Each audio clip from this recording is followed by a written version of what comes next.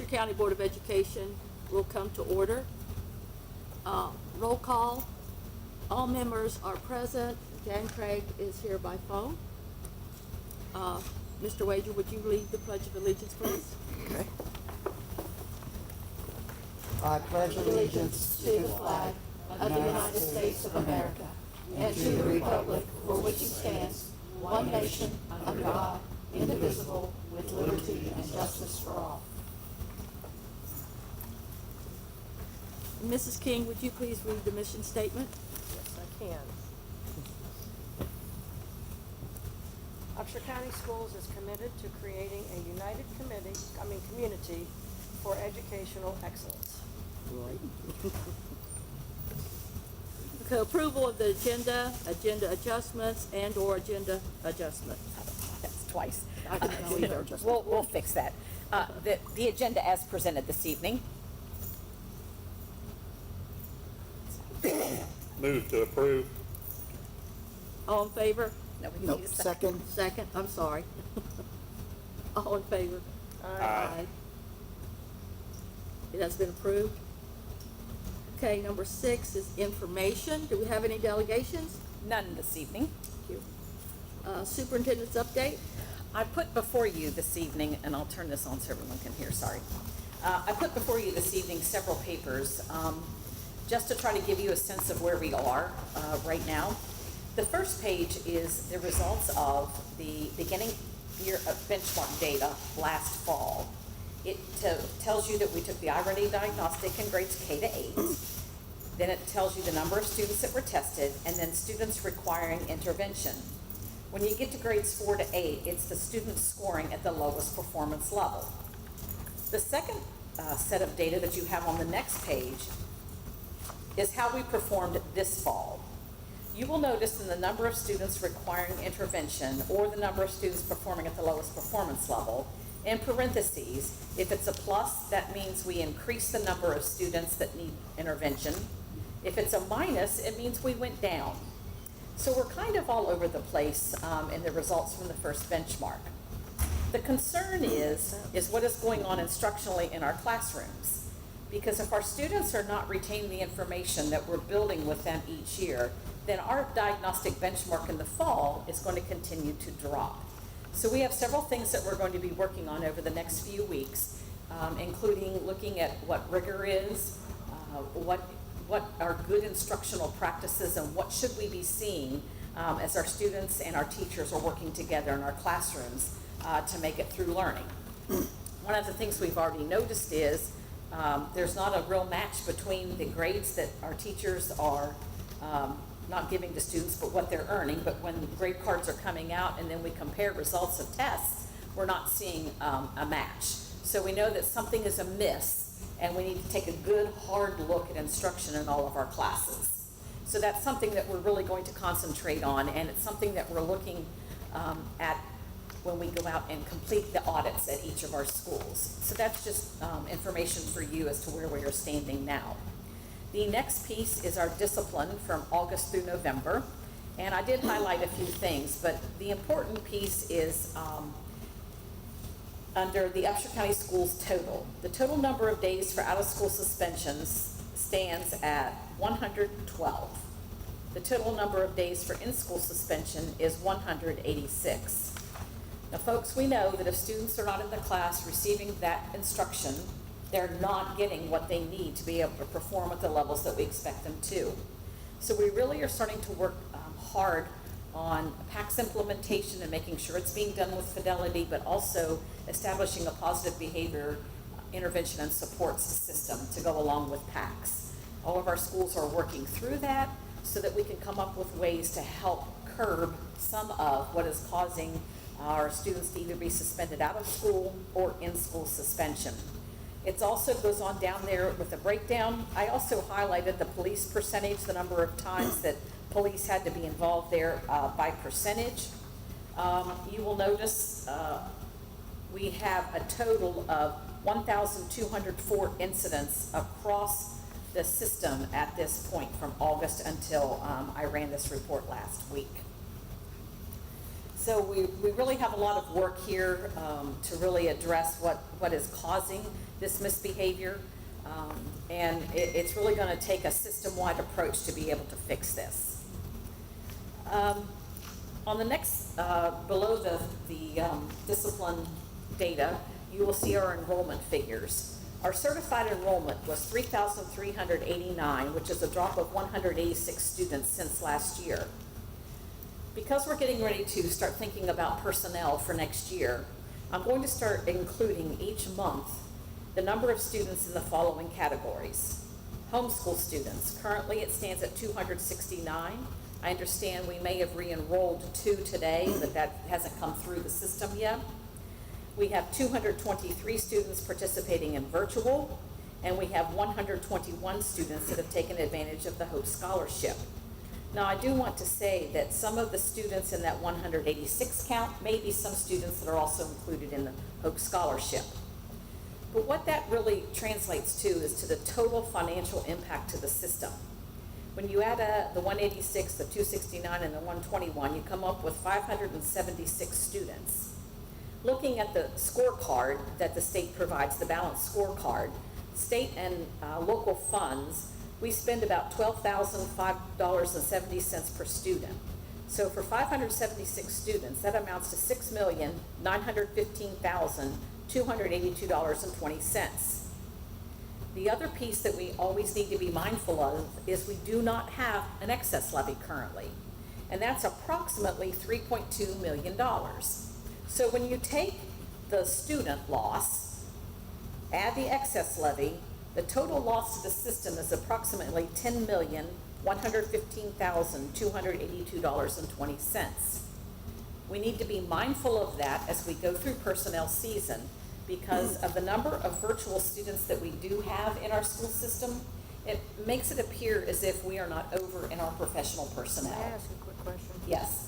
That 223 virtual, are those students 100% virtually and not in school at all? Or can that be any kid who is in school but also takes virtual classes? So this number may include high school students that are taking high school courses virtually but go to Fred Everly to be a completer as well. They can't do But they're one not, class. okay, but they're not, You used to be able to do that. yeah, that's what I was gonna say. Yeah. Okay.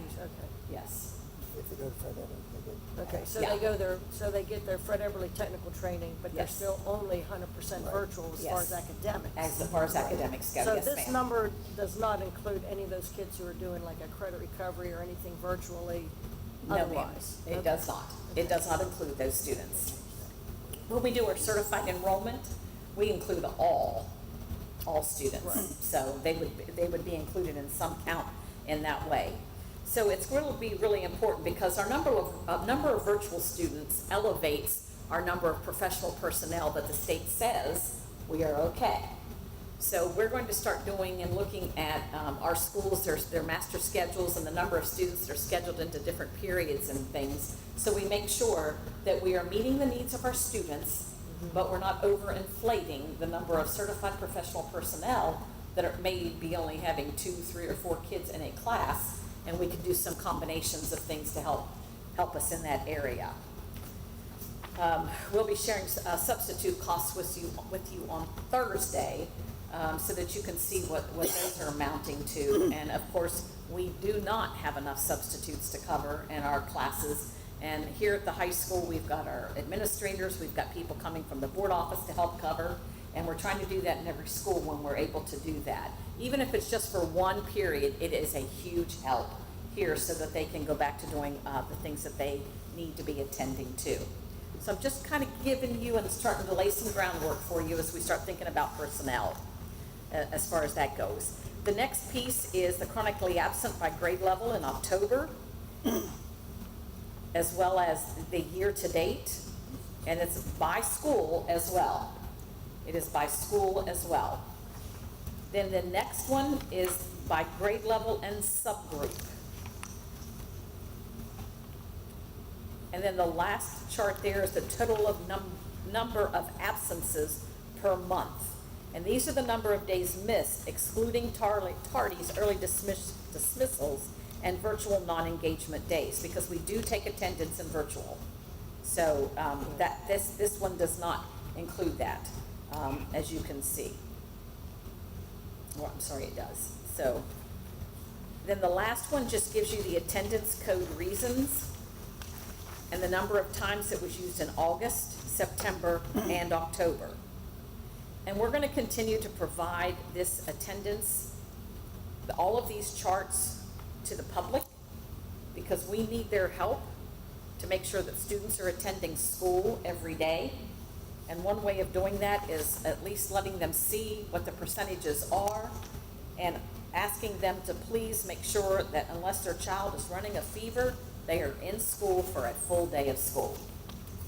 So we're working on this, and we're attending a 2-day gathering in Morgantown, November 20th and 21st, that's dedicated solely to attendance. And there's 5 of us going from the county to attend that. So I'm looking forward to seeing if there's any other things that they can provide to us that perhaps we're not thinking of or not utilizing within the county right now. Do you have any questions about any of the information that I shared with you this evening? On the attendance, are we taking many parents to the magistrate? Yes, we are. Yes, we are. In fact, Casey's there quite a bit. Oh, yeah, I remember. And are they being, Fine. yeah, but I mean, the magistrate is, they understand what's going on, and they're gonna help us. Yes, Okay. yes. Yes, we are pleased with the response that we're getting from them.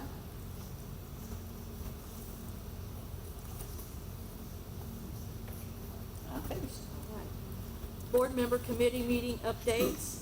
I do not have an update from the library. Okay. From Fred Eberly,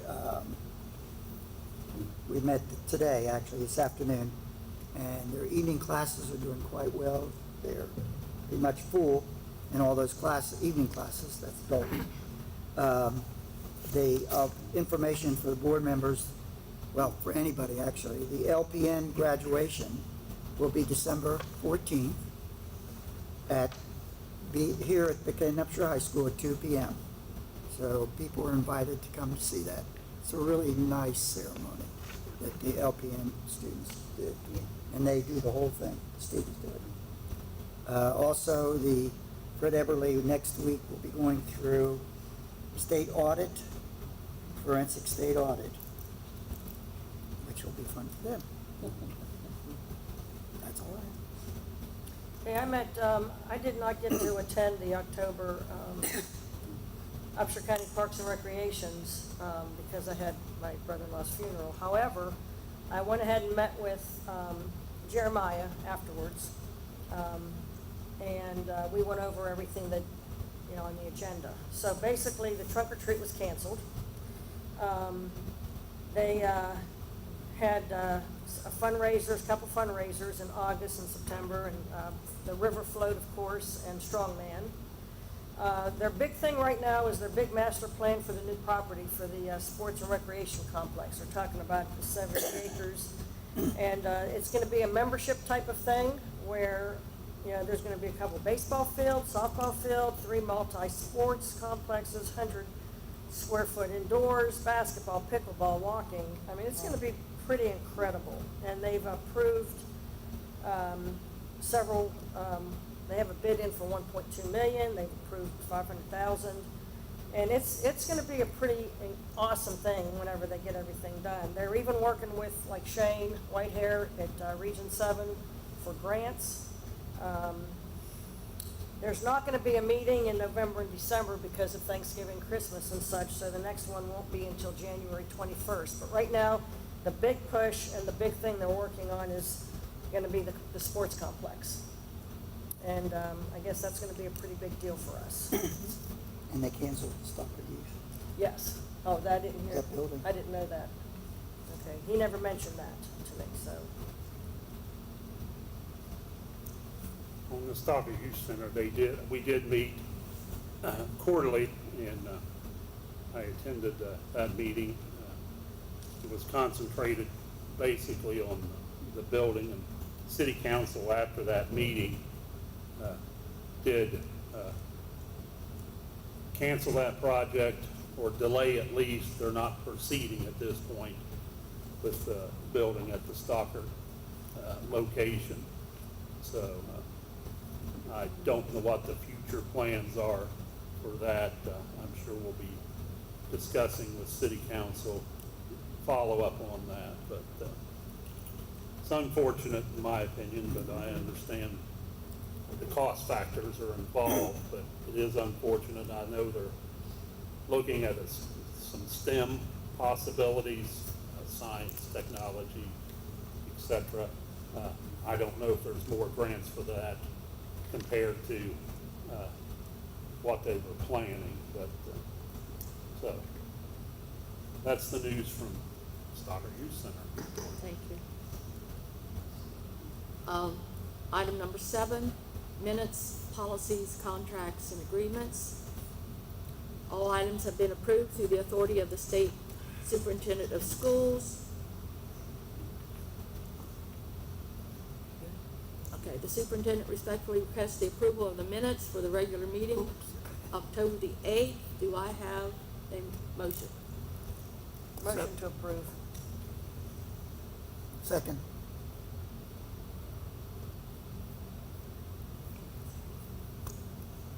Any discussion? Any discussions? Don't leave me through this. All those in favor? Aye. Aye. Aye. All those opposed? Okay, it's been approved. Agreements, the West Virginia University Board of Governors, on behalf of West Virginia University School of Nursing, student nurses to gain field experience. Contracts and education consulting team, mentoring services. I do have a question, or as it relates to the educational consulting team. Yes. Yes. Do we have a background or qualifications of Jeffrey A. Davis, who is under contract for this? Yes, we do. Okay. That was a requirement that the state had put together for them to put out those bids to ask for that assistance. Could we get a copy of that if possible? Sure. This one.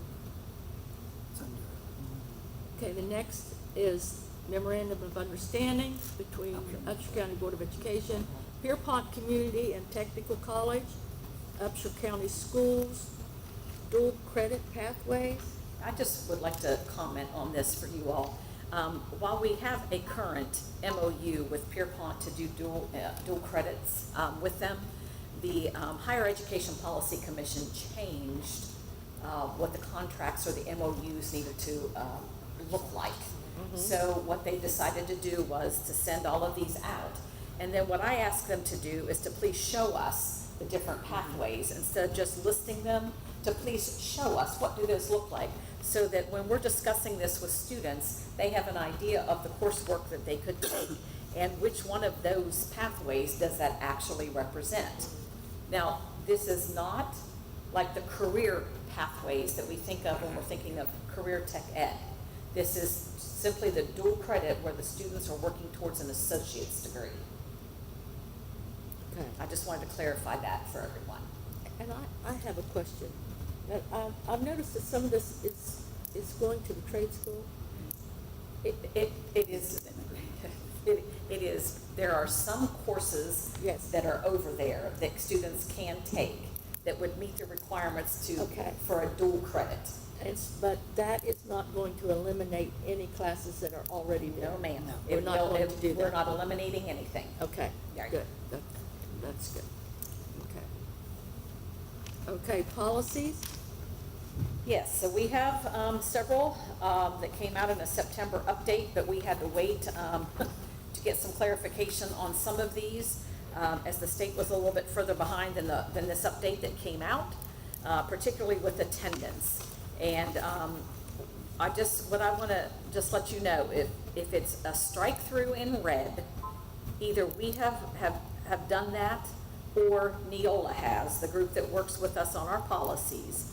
And the green is what replaces the language that may have a strike through or is in red. We will put these policies out on our website for public comment over the next 30 days, like we did when we were developing the policy manual, and then we will ask for approval at the December meeting. Okay. On, just one question, really. Yes. On the student code of conduct, the 5500. Yes, It's about cell phones. yes.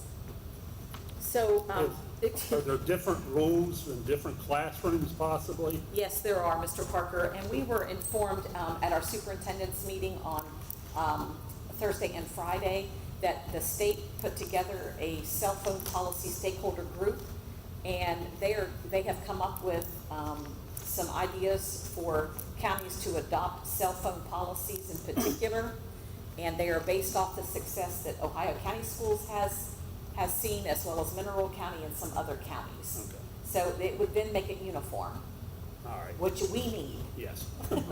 Uniform, you mean throughout the The state? state, it would make it uniform throughout the state.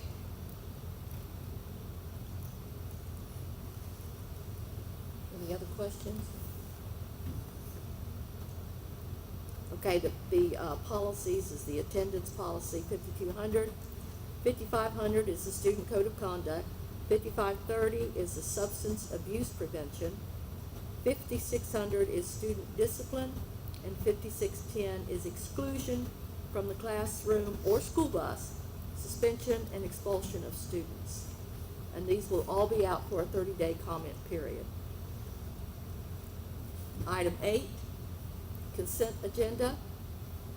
All items have been approved through the authority of the State Superintendent of Schools, and the request to use the facilities, the Buchanan Upshur High School Band Boosters, December the 13th, Home for the Holidays concert, Stockert Youth Center, Buchanan Upshur High School, November the 9th, the Basketball Skills Day, and That's already passed.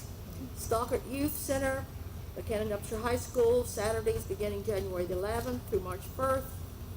Basketball games, Stockert Youth Center, Union Elementary, December the 2nd through February 18th, 2025, basketball practice. Stockert Youth Center, Hodgesville Elementary, December the 2nd through February 28th, 2025, basketball practice. Upshur County Men's Pick-Up Basketball League, Buchanan Upshur High School, Sundays, beginning November the 3rd, 2024 through March 23rd, 2025, basketball games.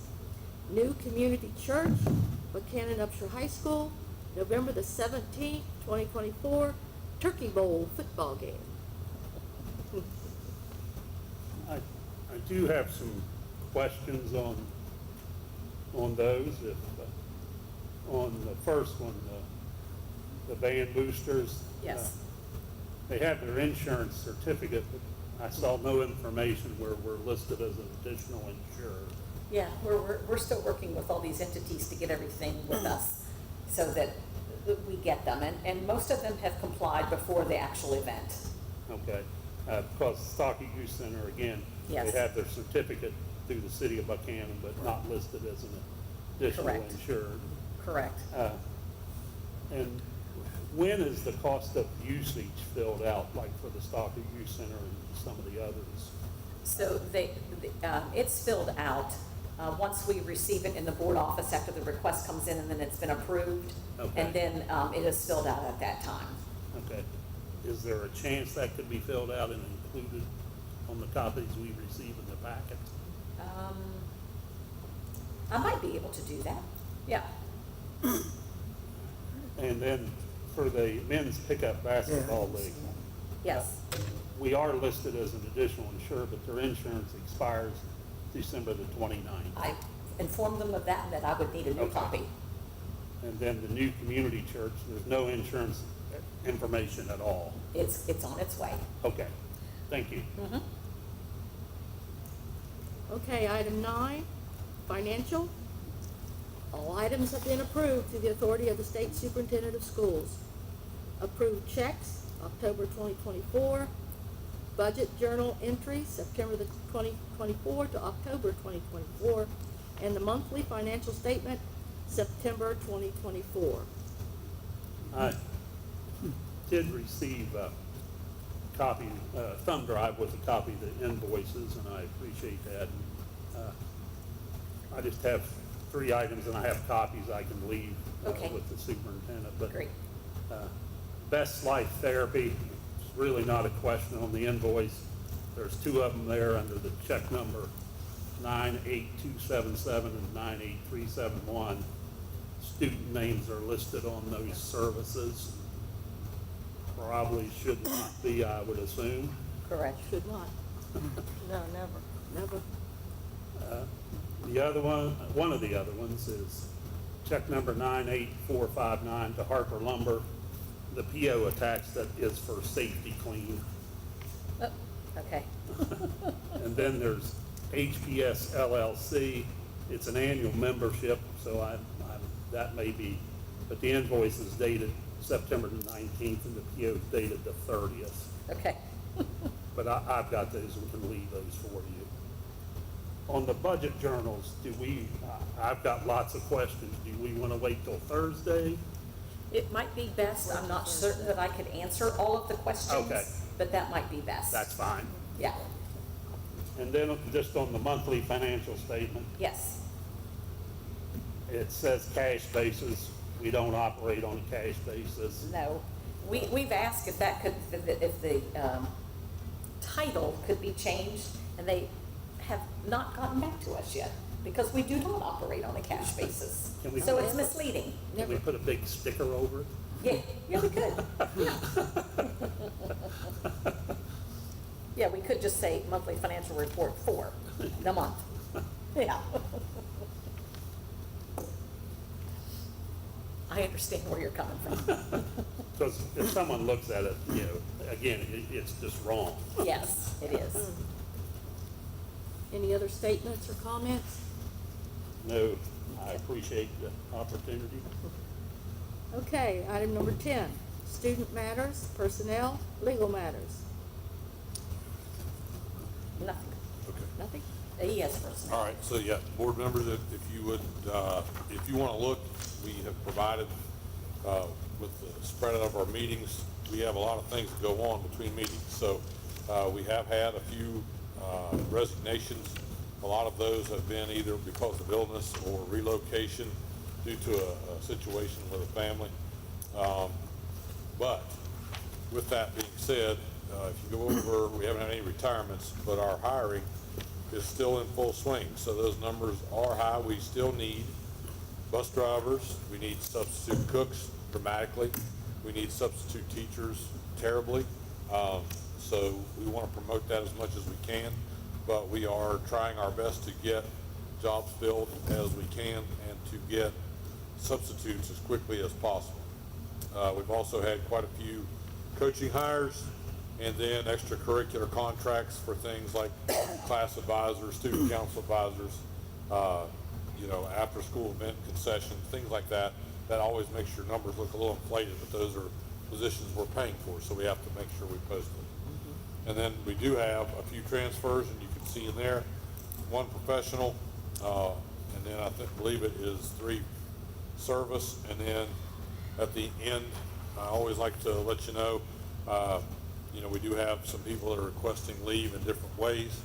That tends to go up a little bit in the wintertime, and we will have a few more of those on the next agenda. Okay? Any questions regarding personnel? Thank you, Mr. Yes, Hall. ma'am. Okay, item 11, future meetings. November the 14th, 10 a.m. at the Board of Education Central Office. And December the 10th, 2024 at 6 p.m. Buchanan Upshur High School. January 7th, 2025 at 5:30 p.m. at Buchanan Upshur High School. And if there is anything that we need to meet for before those times or in between them times, Mrs. Miller will let us know. Okay. And just a reminder about Saturday at Stonewall. I'll see you all there. Yes. Almost forgot that. Thank you. Do I have a motion for an adjournment? So moved. Lori Wager moves. Do I have a second? Second. Susan King seconds. Upshur County Board of Education meeting is adjourned. I'll do that. Oh,